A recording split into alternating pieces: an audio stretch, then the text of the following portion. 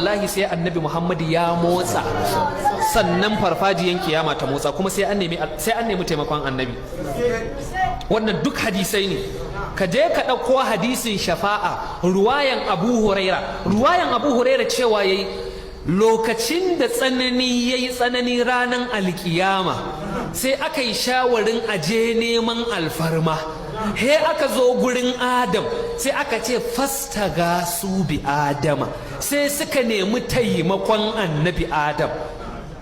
Annabi Adam ne fa ake neman taimakonsa. Yawma la yanfa'u malu wala banun illa man ata Allah bi qalbin salim. Yawma yafirru al-mar'u min akhihi wa ummihi wa abihi.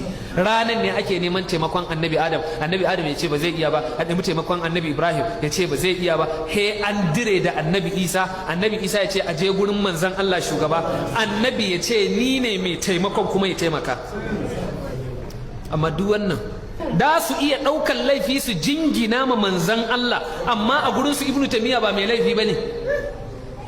In suna ƙara na Ibn Taymiyyah da duniya gaba ɗaya sukan nuna ba su cire ma kowa hula ba. Ya wahidan lastu astasni bihi ahadan min al'anami wala abki wala azaru.